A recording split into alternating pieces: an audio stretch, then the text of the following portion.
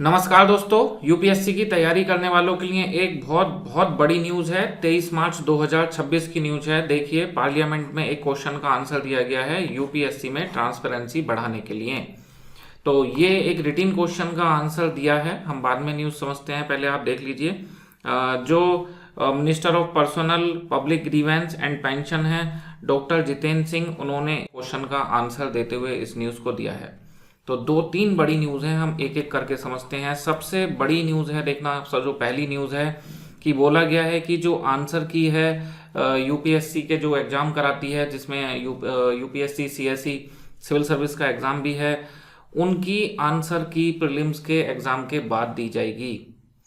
देखिए यहाँ पे दिया गया है, this will be implemented by civil service exam 2026 से ही इसको लागू किया जाएगा and formulated guideline to release the provisional answer key on its official website after the preliminary exam conducted.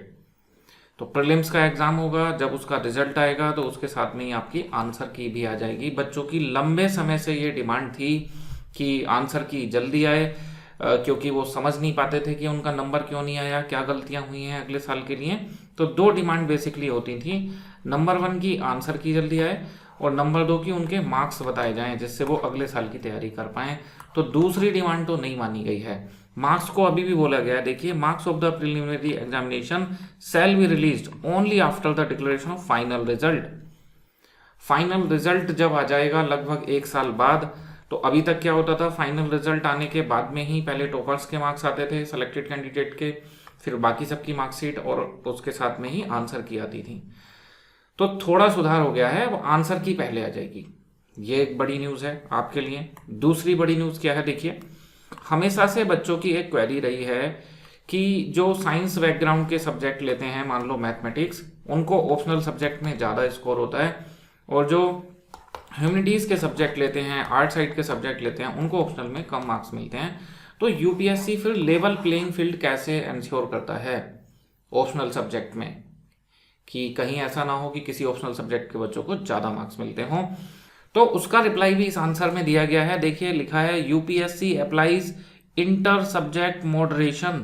अब यही तो क्वेश्चन है कि what is inter subject moderation, कि कैसे होता है इंटर सब्जेक्ट मॉडरेशन। क्या किसी के मार्क्स जिसके ज़्यादा आ रहे हैं कम कर दिए जाते हैं साइंस वालों के, या क्या आर्ट साइड वालों के मार्क्स बढ़ा दिए जाते हैं। तो उसकी पूरी एक डिटेल्ड प्रक्रिया यहाँ पे बताई गई है। इसका हम अलग से सेपरेट वीडियो बनाएंगे। उसका कारण है कि इस लिंक पे जब आप क्लिक करते हैं तो ये एक 4 PDF वहाँ पे ओपन होती हैं। इनको डिटेल्ड में स्टडी करने के बाद क्या वो पूरी प्रक्रिया है, ये आपको बताई जाएगी। उसके लिए आप अगले वीडियो का इंतज़ार करें और चैनल को सब्सक्राइब करें।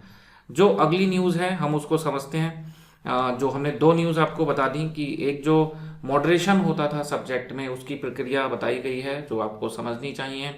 एक की प्रीलिम्स की आंसर की जल्दी आ जाएगी। 2 न्यूज़ हमने ये देखी।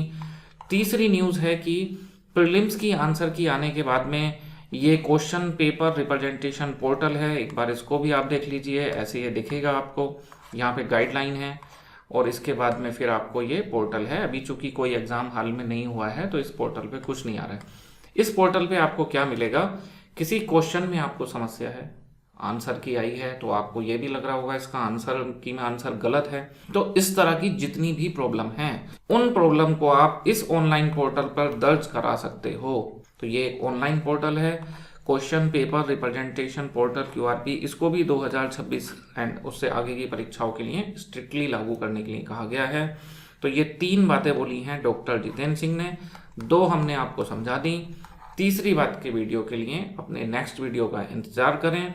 चैनल को लाइक शेयर एंड सब्सक्राइब करें। आज इस वीडियो में इतना ही। जय हिंद, जय भारत।